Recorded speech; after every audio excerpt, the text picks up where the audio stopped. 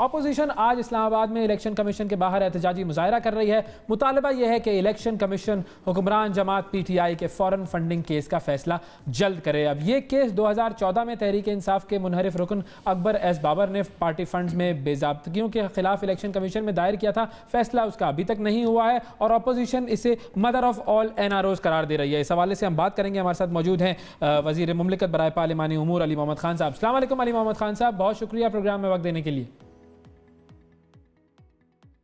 वालेकुम सलाम भाईजान, मोस्ट वेलकम। जनाब अली, ये मदर ऑफ ऑल NROs है। आप लोग कहते रहते हैं NRO नहीं देंगे नहीं देंगे, मगर मदर ऑफ ऑल NROs तो आप लोगों ने ले लिया। अभी तक फैसला ही नहीं आया इस फॉरेन फंडिंग केस का। जी बिस्मिल्लाहिर्रहमानिर्रहीम, अल्लाहुम्मा सल्लि व सल्लिम व बारिक अला सय्यिदिना मुहम्मद रसूलुल्लाह खातमुन नबीय्यीन सल्लल्लाहु अलैहि व आलिहि वसल्लम। बहुत शुक्रिया जी। बड़ा इंपॉर्टेंट ये केस है और कुछ तो प्रोसीडिंग इसकी मैंने खुद भी अटेंड की हैं। हमारी तरफ तो मुझे नहीं लगता कोई इसमें पस पेश अब है। ज़ाहिर है हमारे वकला ने एक केस को, एक इम्पॉर्टेंट केस को एक तरीके से लड़ना था, उनको स्टेप्स लेने थे, उन्हें ले लिए।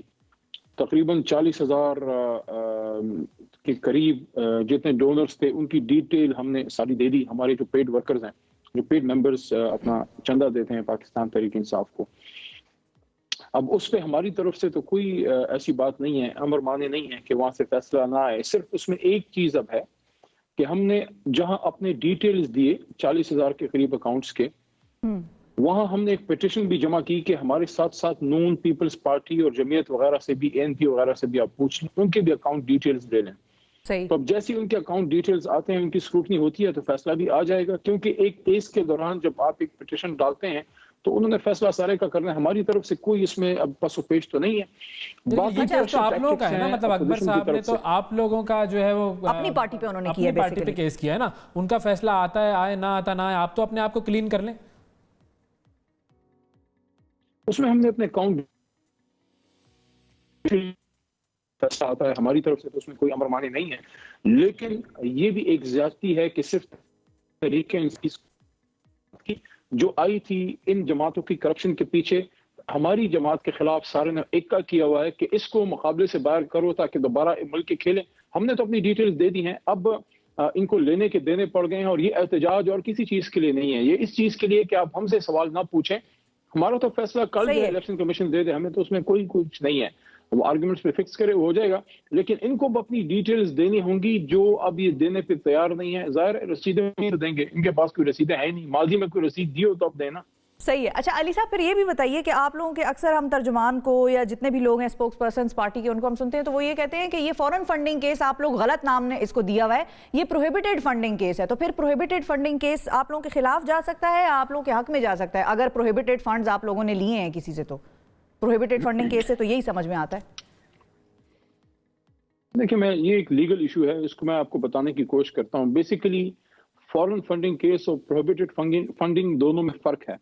प्रोहिबिटेड फंडिंग जो होती है वो ये होता है कि मैक्सिमम उसमें अगर आपको जो चंदा आता है, उसमें अगर कोई चंदा ऐसा है जिसकी वजाहत पॉसिबल नहीं, तो वो इलेक्शन कमीशन कॉन्फिस्केट कर लेती है, अपने पास रख लेती है और पार्टी जो है वो चलती रहती है। सही। जहां तक फॉरेन फंडिंग का इशू है, वो इलेक्शन कमीशन नहीं डील करती, वो supreme court of Pakistan deal करती है। अगर किसी भी जमात पे फॉरेन फंडिंग का एहतमाल हो तो हुकूमत वक्त जो है उसके खिलाफ बाकायदा रेफरेंस देती है सुप्रीम कोर्ट ऑफ पाकिस्तान में। चूंकि जब इनके दौर में ये केस बना मुस्लिम लीग नवाज के, उनको पता फॉरेन बनेगा और एक पेशी में सुप्रीम कोर्ट बार फेंक देगी, तो उन्होंने फॉरेन फंडिंग की बजाय इलेक्शन कमीशन में इसको सपोर्ट किया कि वहां जाके इसको फॉरेन फंडिंग का नाम दे। क्योंकि जाहिर है वहां पे तो ये लंबा चलना था और उनको हमें बदनाम करने का मौका मिला नहीं है। वो इलेक्शन कमीशन में उस चीज को क्यों लेके जाते जिसके पास फॉरेन फंडिंग का इख्तियार ही नहीं था। वो तो प्रोहिबिटेड फंडिंग केसेस को सुन सकते हैं। सही है। नहीं गए कि उनको पता था कि वहां से पिटीशन जो है पहली दूसरी पेशी में रिजेक्ट हो जानी है। ठीक है, तो अब आपको आज के एहतजाज में क्या समझ में आ रही है? अब ये लोग मतलब बैठ जाएंगे, धरना दे के चले जाएंगे, डिमांड्स करेंगे, क्या करेंगे? आप लोगों को किस तरह से? NRO बैठ जाए, बैठ जाए, बैठना है, बैठ जाए, जाना है, चले जाए। देखिए, NRO मांग रहे हैं, कह ही रहे हैं कि हमसे कुछ मत पूछो। सन हुकूमतें रही, बल्कि एक जमात की तो अभी भी हुकूमत है सिंध में। तो ये कह रहे हैं कि भाई हमें आप कुछ भी मत कहें, बस पीटीआई से पूछते रहें, के नहीं 2 के नहीं 40,000 अकाउंट्स के। अब तो बारी नून पीपी की है, इसलिए तो कहते हैं कि लेने के देने पड़ गए। अब जवाब तो देना पड़ेगा, अकाउंट्स डिटेल तो देनी पड़ेंगी। इतनी अजीब बात है कि कोई ऑडिटेड अकाउंट्स की डिटेल नहीं है। जिन ऑडिटर से उन्होंने ऑडिट करके जमा किया है वो कोई रिप्यूटेड नहीं है। दूसरा, ना जरदारी साहब, ना बिलावल साहब, ना मौलाना साहब और ना ही जो है शहबाज साहब के दस्तखत उन अकाउंट डिटेल पे मौजूद हैं। पार्टी हेड का होना चाहिए, जनरल सेक्रेटरी का और पार्टी हेड का। हमारे हर अकाउंट पे हमारे जनरल सेक्रेटरी एक जमाने में वो थे, जहांगीर साहब थे, तरीन साहब अब जो हैं की जमाने में अरशद दाद थे, अब सैफुल्लाह नियाज़ी साहब भी वो चीफ ऑर्गेनाइजर हैं और इमरान खान चेयरमैन। तो इनके साइन शुदा होते हैं सारा कुछ डिटेल में, 40,000 अकाउंट्स। अब तो बारी अपोजिशन की है, रसीदें कढ़ें, वो क्या कहते हैं कि रसीदा कर लो, रसीदा कड्डो, रोला ना पाओ। तो सही है, रोला ना पाओ। तो अब इनको रसीदें देनी पड़ेंगी, लेकिन मौलाना ये साहब नहीं का क्या देंगे, होगा? इनके पास रसीदें असल में तो लीडिंग मैन तो इस सारी ऑपोजिशन की उसकी मुहिम के वो हैं मौलाना साहब। तो मौलाना साहब को आप लोग कैसे हैंडल और करेंगे? मौलाना साहब की एक मजे की बात ये भी है कि मौलाना साहब ने कहा है कि मैं तो आ रहा हूँ और बैठ रहा हूँ। तो फिर वो शेख रशीद साहब ने आप लोगों की तरफ से ये कहा है कि अगर मदारिस के बच्चों को लेकर आए तो फिर उनके खिलाफ एक्शन होगा। तो ये कैसे चेक करेंगे कि ये मदारिस के बच्चे हैं? क्या शनाख्ती कार्ड चेक करेंगे आप लोग? क्या उनसे पूछेंगे कि आपको ज़बरदस्ती लेकर आया गया है? और एहतजाज को रोकने का तरीका क्या है? देखिए मैं आपको बात, कश्मीर कमेटी की ख्वाहिश है उन्हें बंगला नंबर 22 की सदर की कुर्सी तो मिली नहीं। ये हम कर सकते हैं कि आरिफ अलवी साहब को रिक्वेस्ट कर दें। आरिफ अलवी साहब से अच्छी सलाम दुआ है मेरी, क्योंकि वो तो जब जनरल सेक्रेटरी का इलेक्शन लड़ रहे थे तो मैंने उनको वोट किया था।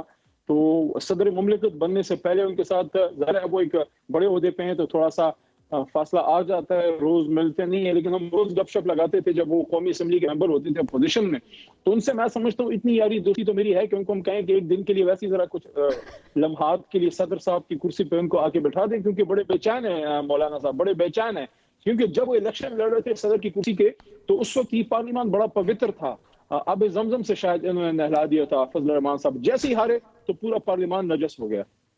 सही है। तो अब कैसे उनको रोकेंगे, ये अब आप लोगों के सामने जो है वो अहम सवाल है। और देखते हैं कि आप लोगों की हुकूमत किस तरीके से उनके एहतजाज के साथ डील करती है। बहुत शुक्रिया अदा करेंगे। अली मोहम्मद खान साहब हमारे साथ मौजूद थे।